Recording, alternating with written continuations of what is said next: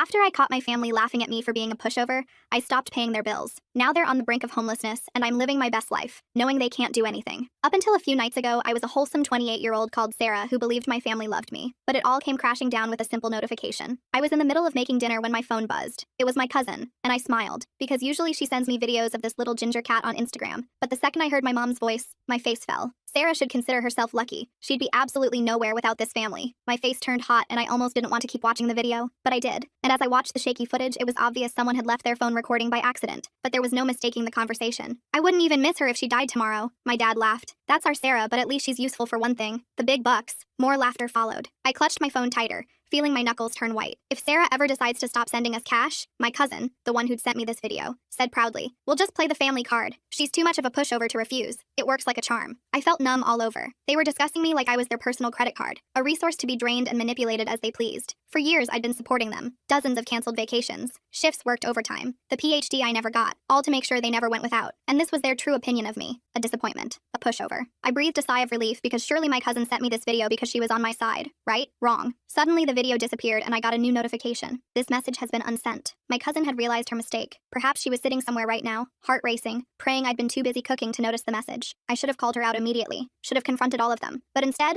I set my phone down. Because in the famous words of Kim K, I love when people underestimate me and then become pleasantly surprised. Except, their surprise wouldn't be so pleasant. At first, I curled up into a ball and stared at the white wall for a few hours. Their words echoed, "Sarah should consider herself lucky." Complete disappointment. Too much of a pushover to refuse. And the worst part? They were right. I absolutely had been a pushover. I let myself believe that my dad's temporary cash flow problem somehow lasted 5 years, and resulted in me paying his mortgage for all 5 of those years. My brother's college expenses, which he abandoned after 2 semesters, leaving me with the debt. My mom's constant emergencies that mysteriously aligned with my paydays. The family vacations I funded but couldn't attend because I was working extra shifts to cover their expenses. I'd always done it without question because that's what family does, right? But that single video destroyed every illusion I'd carefully constructed to make myself feel better about being used. And now I had the upper hand because they thought they'd gotten away with it. And their next payment was due in a few days. But this time, things would be different. The following morning, everything felt off. The sunlight filtering through my blinds was the same. My coffee tasted normal, but I felt like I was watching my life from a distance. It was as if I'd been living in a hazy dream and had suddenly woken up to reality. My phone buzzed with a text from my mom. "Morning, honey. Just checking in. Hope you're well." I stared at her message. Too normal. She never texted just to check in. Had I really never noticed this pattern before? Sure enough. Minutes later. "Oh, by the way, rent's due soon. Can you transfer it by Thursday? Love you, BTW." There it was. The familiar pattern. But I wasn't playing along anymore. The "love you" at the end felt especially hollow now. Just another manipulation tactic. Muscle memory kicked in, and I started to type my usual, "of course," or "no problem" response. Maybe even apologize for taking too long. But instead, I deleted everything and simply replied, "I can't this month." I set my phone down and waited, heart pounding in my chest. 4 simple words that I'd never dared to say before. 1 minute passed, then 2 more. "What do you mean you can't?" I could sense her frustration through the screen. I'd never refused before. Not once in all these years. I didn't respond right away. I savored my coffee, letting her stew in uncertainty. More messages came flooding in. "Sarah, this is serious. We're counting on you. You know we don't have other options right now." Then my cousin chimed in. "Hey girl, your mom's freaking out. Everything okay?"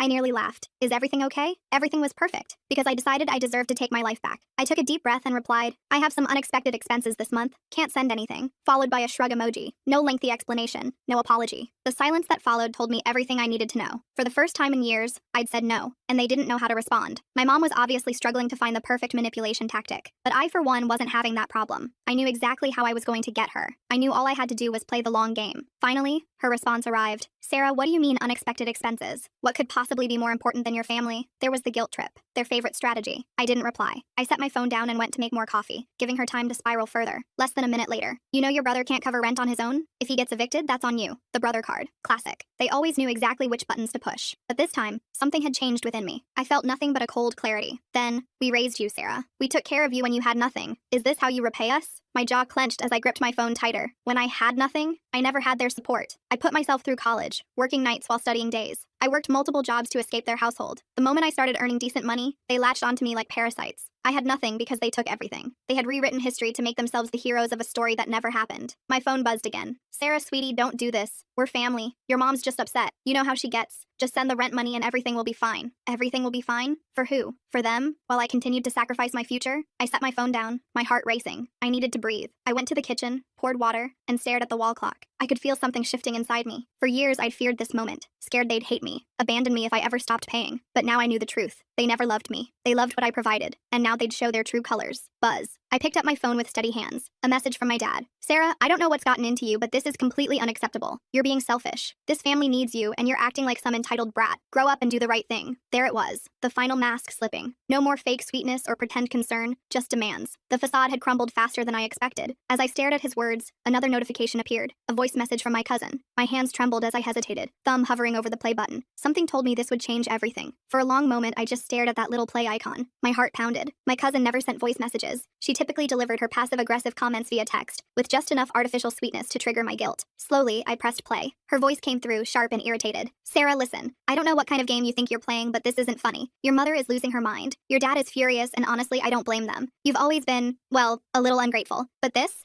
is beyond selfish. My stomach tightened, but I forced myself to keep listening. You have a decent job, don't you? You make more than any of us. You don't even need that money. Meanwhile, your family is struggling. And what? You just wake up one day and decide you don't care anymore? A bitter laugh. You owe them, Sarah, after everything they've done for you, after all the sacrifices they made. They gave you life, and now you're just going to walk away, pretend they don't exist? What kind of daughter does that? She exhaled sharply, and I thought she was finished. But then, you know what? Her tone darkened. If you really want to be that kind of person, fine. But don't expect them to forgive you. Don't expect to come crawling back when you realize how much you need them. Because once you cross this line, there's no coming back. The message ended. Silence. I sat with my thumb hovering over the replay button. My ears rang and my hands felt numb. The audacity was almost impressive. Not a single word of concern for me, just anger that their financial support system was threatening to collapse. I should have felt scared or panicked. I should have been scrambling to fix things and apologize. But instead, I felt calm. More than calm, I felt liberated. She had just confirmed everything. They didn't love me. They didn't respect me. They didn't even see me as a person. I was just their ATM. And the moment I stopped dispensing cash, I became nothing to them. Well, maybe it was time to become nothing. My phone buzzed again with a message from my mom. Last chance, Sarah. Send the rent. I stared at the message for a long time. No, I love you. No, we're worried about you. Just a demand, naked and unadorned with any pretense of affection. Then, without hesitation, I blocked her. I blocked my dad. I blocked my cousin. Just like that, for the first time in years, I was free. Or so I thought, because the next day, my brother showed up at my door. The knock came at an ungodly hour, when the sun was barely peeking over the horizon. For a moment, I considered ignoring it. Maybe it was a neighbor or an early package delivery. Anything but what I knew it actually was. Another knock followed, louder and more insistent. The kind of knock that said the person wasn't going anywhere until they got what they wanted. I took a deep breath, braced myself, and opened the door. There stood my brother, his face contorted between anger and desperation. His clothes were wrinkled as if he'd slept in them. His eyes were bloodshot and wild. Are you serious, Sarah? His voice cut like a knife. What the hell is wrong with you? I kept my expression neutral. Good morning to you too. He scoffed, running fingers through his disheveled hair. Don't do that. Don't act like this isn't a big deal. You blocked everyone. Mom's freaking out. Dad's losing his mind. You're just, what? Cutting us off? Pretending we don't exist? I crossed my arms and leaned against the doorframe. I don't know, Tyler. Maybe I just got tired of being treated like an ATM. His jaw tightened. Oh my God.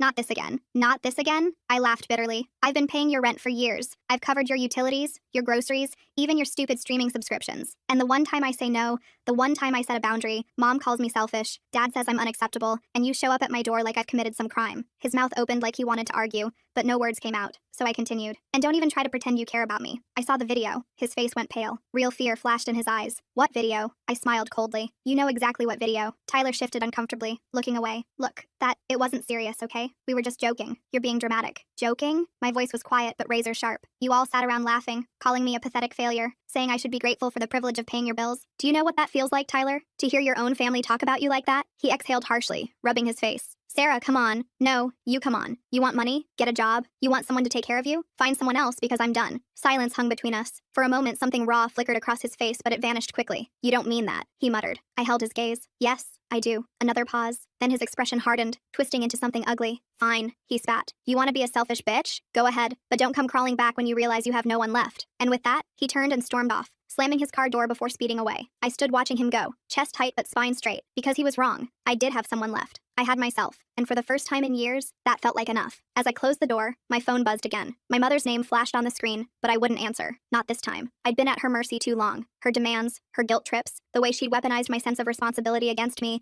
manipulating me into surrendering everything just to keep her from falling apart. Not anymore. I turned my phone face down and walked away. The truth was, I was done being their financial safety net, done with the lies and manipulation. They'd never once asked how I was doing or considered the toll it took on me to constantly bear their burdens. I'd carried their weight for years. My mother's, my father's, my brothers, all while they acted like I owed them for simply existing, like my life was just one endless repayment plan for their supposed sacrifices. No one had ever asked what I needed. No one had ever truly cared about me. Now I was taking control. The next morning, as I sat in my living room, the silence felt heavy. The weight of my decision was settling in, but there was no regret, just a strange sense of unfamiliarity. I'd spent so long catering to their needs that I hardly remembered what it felt like to put myself first. Then my doorbell rang. Tyler again. I could tell by the impatient, demanding knock. I opened the door slowly, keeping my expression neutral. "Sarah," he began, his usual arrogance gone, replaced by something almost pleading. "You need to listen to me." I didn't invite him in. I stood firmly in the doorway, arms crossed. "I don't need to listen to anything you have to say." He blinked, taken aback. "No, you don't understand. Mom's freaking out. Dad keeps calling me, asking what's going on. They don't know how to fix this. You've cut everyone off. You can't just leave us hanging like this." I scoffed. "Oh, I'm sorry. Did you think I was going to keep enabling you? Keep paying your rent and bills while pretending everything was fine? No, Tyler. I'm done being the family bank account. I don't care how much any of you beg." Anger flashed in his eyes. "You're acting like we've never done anything for you. Like we're all just users." I didn't flinch. "I know exactly what I've been to all of you. A cash machine. A free ride. And I'm done with it." His face contorted. "You can't just leave us hanging. You owe us, Sarah." The words stung, but they didn't break me. They only strengthened my resolve. I'd been waiting to hear those exact words, the naked truth finally spoken aloud. "I owe you? I've given you everything. I paid for your apartment, your groceries, your bills, while you sat back and watched me do it. And you want to talk about owing?" His fists clenched. "You'll regret this. You'll regret cutting us off." I couldn't help but laugh. "No, Tyler. You'll regret it, because I'm not the one who needs you anymore." Without waiting for his response, I slammed the door in his face. I could hear him swearing on the other side, but I didn't care. For the first time, his anger didn't scare me into compliance. It felt good, but I knew the drama wasn't over. This was just the beginning. They wouldn't let go easily, not when they had so much to lose. That night, my phone buzzed with a text from my dad. "We raised you, Sarah. Don't think you can just walk away from everything we've done for you. You're making a huge mistake. Come back. We'll talk. We'll fix this." I could almost hear the desperation beneath his commanding tone, the panic of someone watching their safety net disappear. I sat for a moment, phone in hand, considering what to do next. I could have ignored it. I could have blocked him too. But I had a better idea. I wasn't just going to block them. I was going to make them confront every lie, every moment they'd taken me for granted. Starting now. I went to my desk and opened my laptop. It was time to send them a message they'd never forget. I stared at my computer screen, fingers hovering over the keyboard. I wasn't going to let them waltz back into my life as if nothing had happened. I was done being their punching bag. This time, I was taking control. I gathered all my financial records, every payment I'd made for their bills, every bank transfer, every check I'd written to cover their emergencies, every time I'd canceled plans for myself because they needed me financially. Years of receipts, years of sacrifice, years of being drained dry while they took and took and took. I realized as I scrolled through these records that I could have bought a house by now, could have traveled the world, could have invested in my future. Instead, I'd invested in theirs, and they hadn't even had the decency to pretend to be grateful. I drafted an email with a note at the top. "Here's a detailed summary of everything I've done for you over the years. I'm done being your lifeline. I won't be your ATM anymore, and I refuse to let you make me feel guilty for choosing myself. Consider this my final statement. You don't owe me money, but you owe yourself the realization of how much I've sacrificed because I thought family was supposed to support each other, not drain each other dry." I attached all the receipts, all the bills, all the payments. Every single transaction that proved how much I'd given and how little I'd received in return. I wanted them to see the numbers in black and white. I wanted them to face the magnitude of what they'd taken from me. Then I hit send, but I wasn't finished. I logged into the family group chat where they'd kept me on edge with their endless demands. I scrolled through years of messages, reading all the times they'd guilted me into helping them. All the family emergency messages that were really just normal expenses they expected me to cover. All the times they'd praised me publicly while privately draining my accounts. Then I did something unprecedented.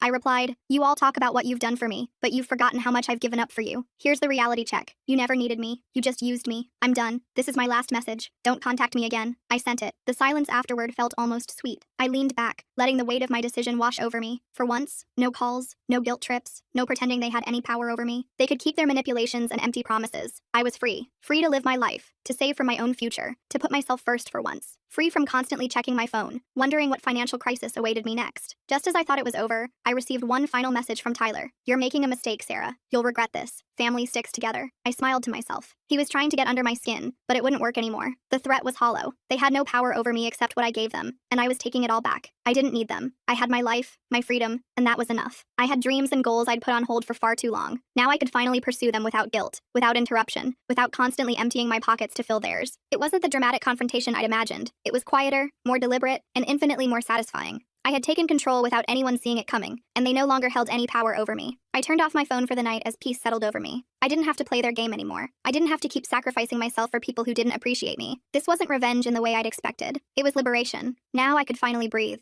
Now I could live for myself. And that was the sweetest victory of all.